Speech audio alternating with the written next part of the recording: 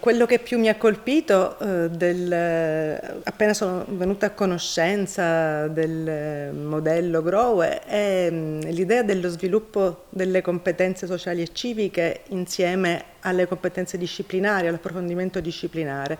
E credo che sia proprio quello che mi abbia spinto anche a scegliere questo corso di formazione, dato che nelle linee generali era chiaro già dalla presentazione. Ho subito provato a mettere in atto i suggerimenti che ci sono stati dati. Il primo esperimento è stato in una classe di terza media dove io insegno lettere, italiano e geografia effettivamente soltanto, non insegno storia, non in terza media. Ho preso spunto dalla lettura della poesia di Foscolo, In morte del fratello Giovanni, proprio per cercare di sviluppare nei ragazzi la consapevolezza delle proprie emozioni. Fra l'altro il tema della morte è un tema che tocca molto gli adolescenti, perché più o meno qualcuno ne ha fatto esperienza già da tempo, qualcun altro, insomma è qualcosa che fa parte della vita. Dopodiché ho diviso i ragazzi in coppie per parlare della poesia. Io non l'ho spiegata cioè, nelle linee essenziali, le parole più difficili, ma non ho parlato a lungo della poesia, l'ho proprio dato il minimo per l'interpretazione. Dopodiché i ragazzi in coppia, partendo da questa poesia e chiedendosi la prima domanda era: che cosa ci vuole dire l'autore? Poi era una discussione libera sull'argomento della perdita di una persona cara. E devo dire che ha dato ottimi frutti anche nell'implementazione della scrittura, perché dopo questo lavoro di coppia ho lasciato da scrivere una lettera ad una persona cara, o che non c'è più perché è morta o perché è lontana, perché qualcuno non aveva una persona morta, ma comunque avevano delle persone care lontane, soprattutto amici che sono andati a vivere in altre città.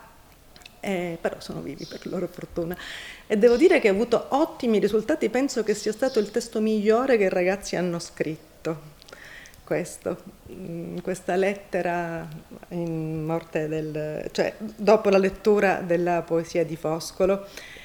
Questa è stata la prima esperienza. Poi ho seguito altre idee, per esempio, ecco, sempre per quanto riguarda lo sviluppo delle competenze di scrittura, ma insieme allo sviluppo della consapevolezza emotiva, è partito dalla lettura soltanto di qualche pagina, però dal libro, non pagine d'antologia, dal libro del giovane Holden. Abbiamo letto delle pagine in cui lui parlava con un professore che lo rimproverava perché non aveva studiato, non aveva messo impegno, aveva perso un esame.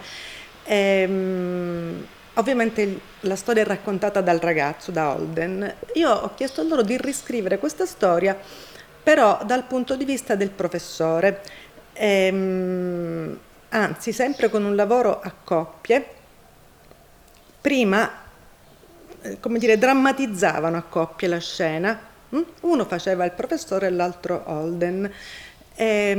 Dopodiché ancora una volta hanno riscritto il testo dall'altra parte, dalla parte del professore. Questo che ha seguito un po' il modeling del metodo Grow, è servito molto per implementare la scrittura, perché partendo dal testo letterario e dovendo riscrivere comunque lo stesso testo, i ragazzi hanno usato parole che non avrebbero mai pensato in terza media, perché sono modellati sul testo letterario che avevano letto e che dovevano riscrivere.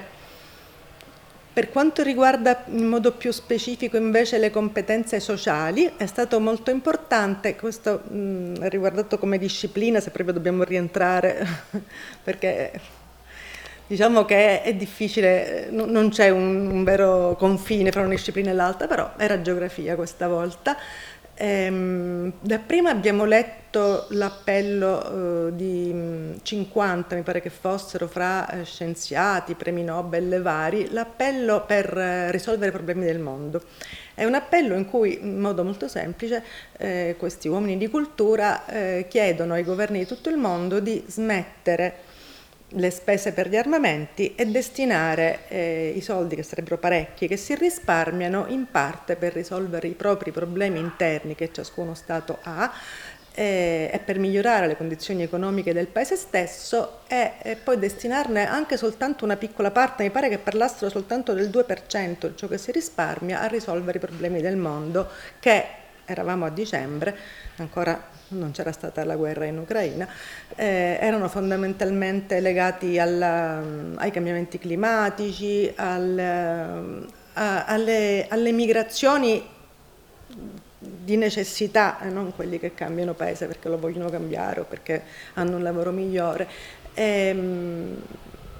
I problemi dell'acqua, dell'alimentazione in buona parte del mondo, insomma tutti i problemi che sappiamo che esistono, risolvere questi problemi. Abbiamo letto questo appello e dopodiché a piccoli gruppi la domanda è stata: ma secondo voi questi scienziati, uomini colti, perché hanno scritto questo appello? Pensavano realmente di essere ascoltati?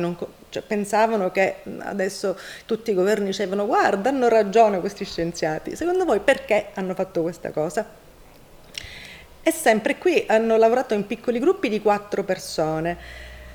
E quello che è venuto fuori è stato che i ragazzi hanno detto: no, non pensiamo che questi scienziati potessero immaginare che improvvisamente si smettesse di spendere soldi per gli armamenti, si decidesse di aggiustare quello che non va nel mondo. E allora perché l'hanno fatto?